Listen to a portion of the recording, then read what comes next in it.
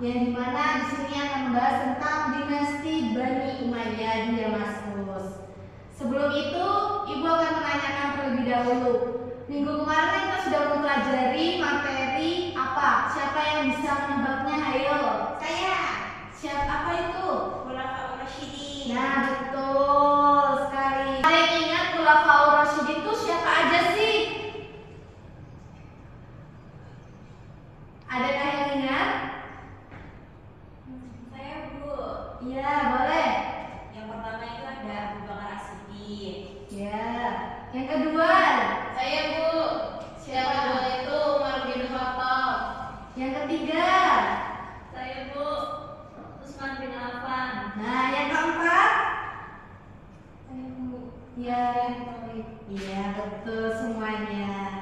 Jadi pada minggu kemarin kita sudah membahas tentang semua sahabat-sahabat Nabi yang biasa disebut juga dengan Khulafaur Rasyidin, yang dimana itu ada Abu Bakar Rasyidin. Beliau adalah khalifah pertama pada tahun 632 sampai 634 Masehi. Beliau juga menyatukan kembali umat Islam setelah wafatnya Nabi. Nah, selanjutnya ada juga nih, kemarin saya juga membahas tentang Umar bin Khattab. Umar bin Khattab itu adalah khalifah kedua pada tahun 634 sampai 644 Masehi. Beliau meluaskan wilayah Islam ke beberapa daerah, beberapa negara seperti Persia, Syam dan juga Mesir. Selanjutnya ada Utsman bin Affan. Beliau ini adalah khalifah ketiga pada tahun 644 sampai 656 Masehi. Beliau juga membangun banyak fasilitas umum. Dan terakhir ada Khalifah Ali bin Abi Thalib. Beliau adalah khalifah terakhir atau khalifah keempat pada tahun 656 sampai 661 Masehi. Beliau ini berusaha untuk menjaga persatuan umat di tengah konflik Islam. Selanjutnya kita akan membahas tentang dinasti Bani Umayyah. Jadi setelah kita mempelajari apa itu Khulafaur Rasyidin, kita akan mempelajari tentang dinasti Umayyah di Damaskus. Sebelum itu kita akan membahas tentang apa sih tujuan dari belajarnya dinasti Bani Umayyah. Yang pertama, agar peserta didik atau anak-anak sekalian bisa memahami atau mengetahui bahwa bisa menjelaskan juga bahwa sejarah berdirinya Bani Umayyah, terus siapa aja sih tokoh-tokoh penting di dalam Bani Umayyah tersebut. Habis itu bagaimana kemajuan yang terjadi saat masa Bani Umayyah tersebut. Selanjutnya juga harapannya supaya peserta didik itu mampu meneladani sifat-sifat dari tokoh-tokoh Bani Umayyah tersebut. Oke. Ibu ingin bertanya nih, menurut kalian mengapa penting mempelajari sejarah Islam seperti masa Bani Umayyah untuk membentuk akhlak dan semangat belajar kita hari ini? Siapa yang berani menjawabnya? Saya, Bu. Ya, boleh Nata. Agar kita bisa memahami karakter-karakter pemimpin terdahulu. Iya, betul. Adakah yang lain? Oke. Tidak apa-apa. Selanjutnya, iya benar katanya Anata bahwa untuk mempelajari atau meneladani juga akhlak para tokoh-tokoh terdahulu dan juga untuk menumbuhkan semangat belajar kita pada hari ini, serta kita memahami bagaimana umat Islam yang ada di zaman dahulu itu membangun peradaban Islam yang cukup besar tersebut. Nah, dari sejarah ini juga kita belajar hikmah agar menjadi pribadi yang lebih baik lagi. Selanjutnya yaitu sejarah berdirinya dinasti Bani Umayyah. Jadi setelah masa para khalifah yang mendapat petunjuk atau Khulafaur Rasyidin itu berakhir, berdirilah yang bernama dinasti Bani Umayyah pada tahun 661 Masehi, di mana pada dinasti ini didirikan oleh Muawiyah bin Abu Sufyan. Keluarga ini masih satu garis keturunan dengan Nabi Muhammad SAW karena keduanya bertemu dengan leluhurnya yaitu Abdul Manaf. Namun bedanya kalau Nabi itu berasal dari Bani Hashim, sedangkan Muawiyah itu berasal dari Bani Umayyah. Nah, Muawiyah sendiri itu menjadi pemimpin pertama dalam dinasti ini dan juga ia menjadikan Damaskus ini sebagai ibu kota pemerintahannya.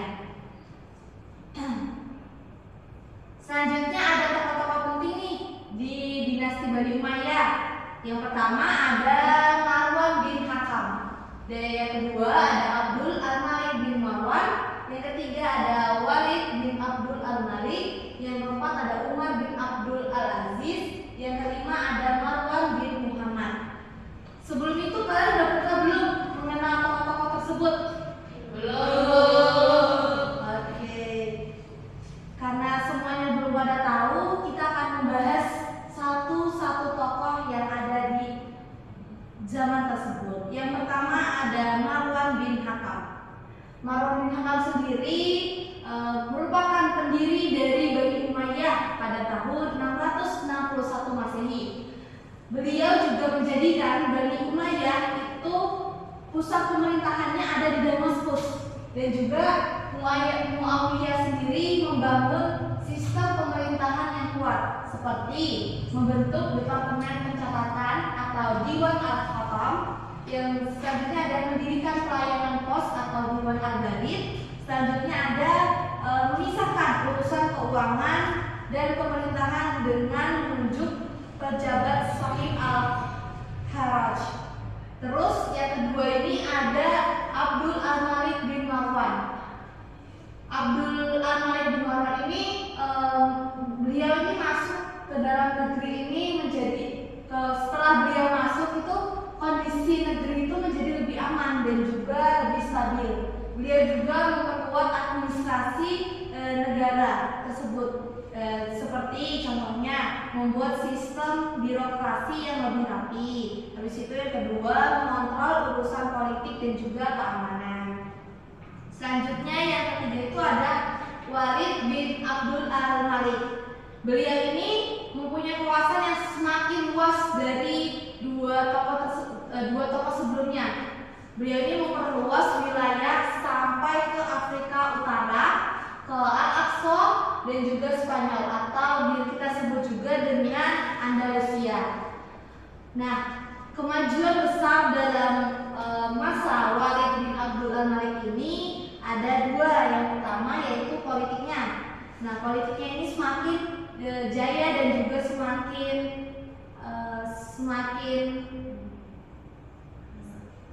pesat. Terus yang kedua ada pembangunan jalan.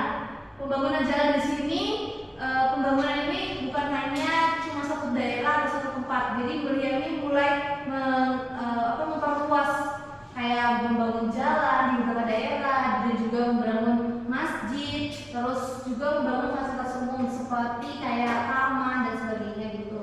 Terus ada juga ekspansi wilayah yang dipimpin oleh panglima seperti Musa bin Musyair dan juga Tariq bin Ziyad pada tahun 711 Masehi yang menguasai Gibraltar atau Jabal Tariq.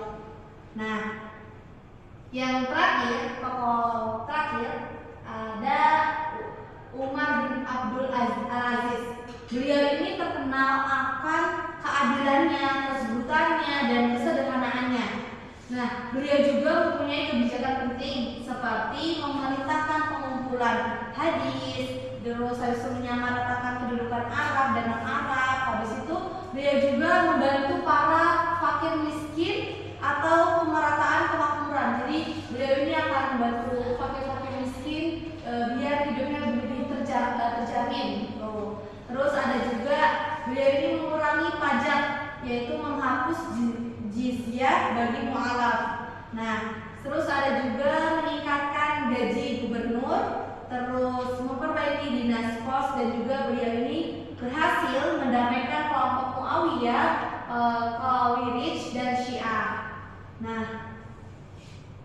ternyata kita masih ada satu materi lagi yang bernama Marwah bin Muhammad. Nah, Marwah bin Muhammad ini adalah khalifah terakhir pada masa pemerintahannya. Namun pada masa ini tuh penuh dengan konflik dan juga pemberontakan. Jadi dinasti Umayyah itu jatuh setelah dikalahkan oleh Abu al-Basyah al-Abbas al-Safar atau dinasti Abbasiyah. Terus seluruh keluarganya itu hampir terbunuh, tetapi ada satu orang yang selamat, yaitu bernama Abdurrahman bin Muawiyah. Beliau melarikan diri ke Spanyol dan mendirikan pemerintah Islam di negara sana. Nah, selanjutnya juga ada kemajuan yang bisa kita yang dicapai oleh saat masa Bani Umayyah. Yang pertama ada bidang pemerintahan, di mana administrasinya mulai terstruktur lebih rapi lagi, dan yang kedua itu wilayah kekuasaan yang sangat luas, bahkan sangat menguasai Bani Umayyah tersebut. Habis itu ada bidang sosial dan juga ekonomi. Ini ada pembangunan pasar, jalan, pos. Terus habis itu ekonomi di sana juga mulai stabil. Selanjutnya ada bidang pendidikan. Jadi di sini tuh mulai ada madrasah atau pusat ilmu untuk biar anak-anak tuh tahu kalau misalnya oh ini tuh gini toh gitu. Jadi biar mereka ada pendidikan. Selanjutnya ada bidang keagamaan. Di sini kita dakwah hingga Afrika Utara. Beliau ini mendakwah sampai hingga ke Afrika Utara dan juga Andalusia. Selanjutnya yaitu apa sih nilai-nilai akhlak apa aja yang dapat kita teladani dari kisah dinasti Bani Umayyah? Adakah yang tahu? Oke. Jadi dari kisah Bani Umayyah tersebut kita dapat meneladani sifat kepemimpinan yang tegas, terus habis itu semangat untuk berdakwah, keberanian memperluas wilayah Islam, dan juga keberanian dalam berinovasi. Nah, selanjutnya ini ada tugas. Jadi nanti ibu akan membagi tugas ke teman-teman atau anak-anak sekalian untuk berdiskusi dengan kelompoknya. Nanti kalau ada yang belum dipahami bisa bertanya ke ibu. Oke, mungkin ibu bagi aja karena ini duduknya biar enak, biar kita gampang baginya. Jadi nanti bagian sini adalah kelompok 1 dan ini kelompok 2. Bisa dipahami? Bisa. Oke, mungkin boleh untuk langsung dikerjakan anak-anak sekalian.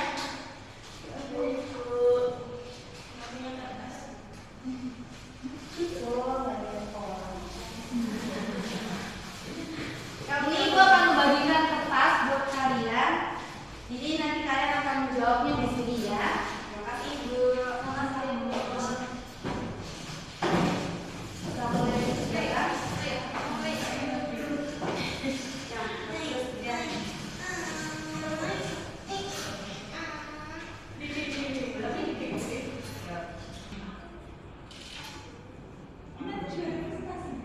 Iya, nanti jadi kalian harus membuat diskusi dulu, habis itu nanti kalian presentasinya di depan. Semuanya maju. Iya, semua. Iya, semua maju.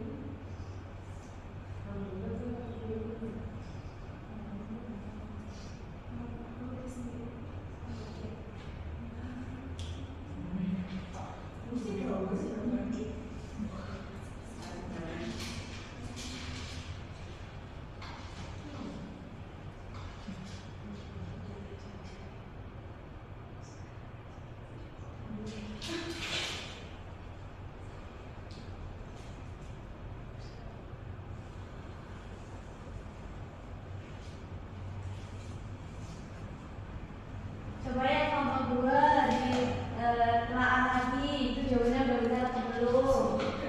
Salah ya udah. Ayo kelompok 2. Kelompok 2 udah bener loh, ya kan? Mereka cek di ibu.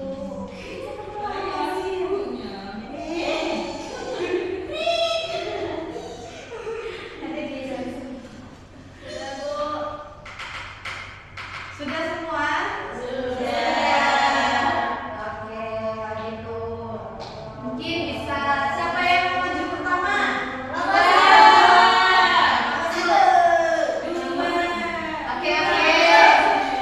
Kita karena minggu kemarin keseringan di kelompok, jadi kita biar lebih adil kita mulai dari belakang. Jadi nomor 2 boleh maju duluan. Silakan nomor 2.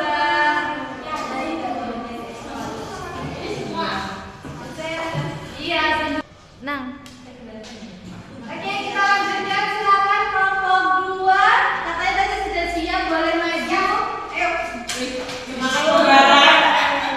Tiba-tiba. Ayo. Buat yang bisa nyontek. Teman-teman yang tidak paham bisa ditanya ya.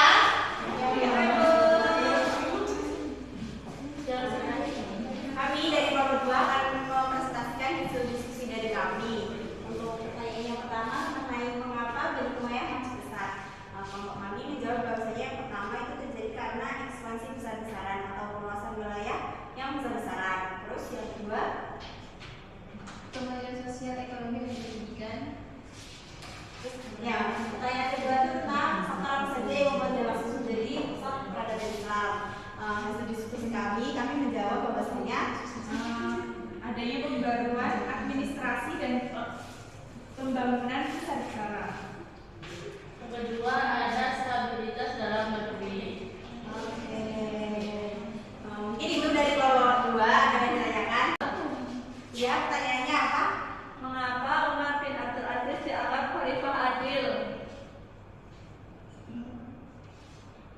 Karena ia hidup sederhana, menolak harta pribadi, menyejahterakan rakyat, memerintahkan pengumpulan hadis, serta menyamakan kedudukan Muslim Arab dan non-Arab.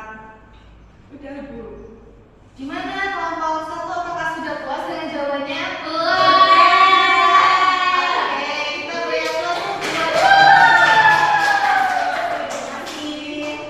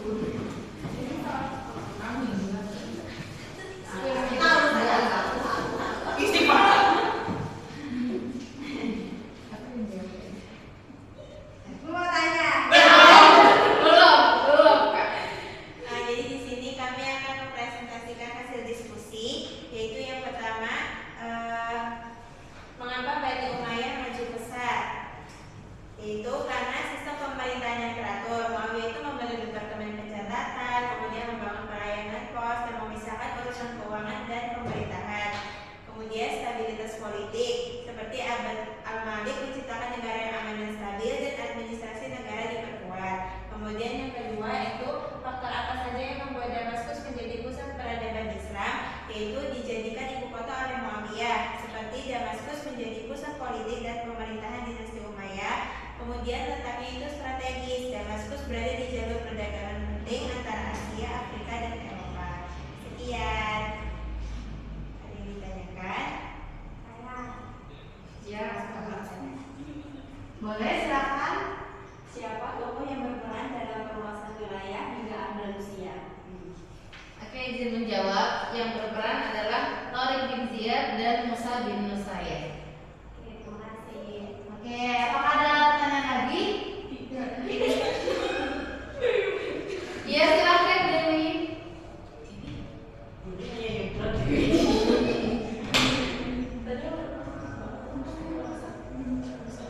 Mengapa berupaya bersama secara besar? Karena memiliki pemerintahan yang kuat, administrasi yang rapi, terus wilayah yang sangat luas, dan pembangunan yang besar pada masa Khalifah Muawiyah. Apakah ada pertanyaan lagi? Sudah. Oke, boleh ditutup? Sekian dari kelompok pertama. Terima kasih. Sama-sama. Oke,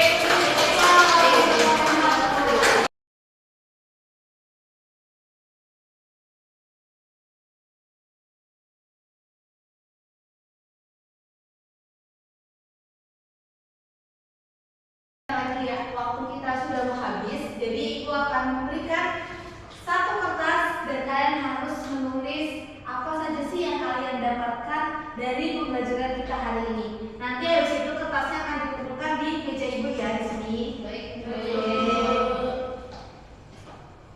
kasih Bu. Sama-sama.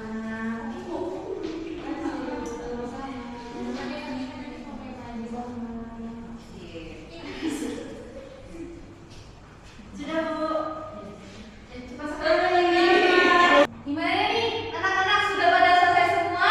Sudah. Oke, Ibu akan tunjuk satu orang supaya kalian bisa memaparkan apa saja sih hasil dari pembahasan kita hari ini. Mungkin Ibu tunjuk siapa ya? Ini Tidak. ini kalian tadi mau baju Bu. Selesai banyak. Oh, Fatimah sudah selesai duluan. Boleh silakan Fatimah. Bisa dibacain apa aja sih tadi hasilnya dari pembelajaran kita hari ini? Dari pembelajaran kita hari ini, saya mengambil bahwasanya Bani Umayyah itu didirikan oleh Muawiyah bin Abi Sufyan, terus didirikan pada tahun 661 Masehi. Kota pusat pemerintahannya itu ada di Damaskus. Apakah betul teman-teman?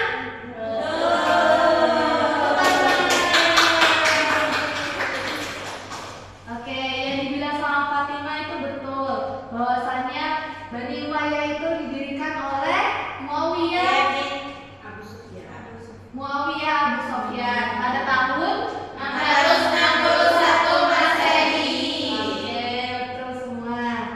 Nah, Ibu akan memberikan dari hasil tadi kalian mereview pembelajaran kita hari ini. Ibu akan minta kalian untuk mengumpulkannya di meja Ibu. Boleh dikumpulkan? Ibu ini titip.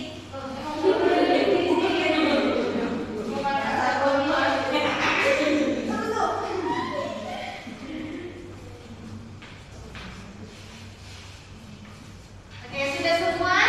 Sudah. Coba Ibu hitung ya. Apakah sudah pas? Oke, karena sudah pas semua, Ibu cuma mau mereview lagi ya bahwasannya setelah kita mempelajari apa itu Bani Umayyah, harapannya semoga anak-anak sekalian bisa belajar kepemimpinan yang lebih baik lagi. Habis itu juga semangat untuk berdakwah. Jadi bukan hanya di sekitar kita, tapi juga bisa mulai agak meluas ke beberapa wilayah atau beberapa tingkatan. Mungkin itu aja pembelajaran kita hari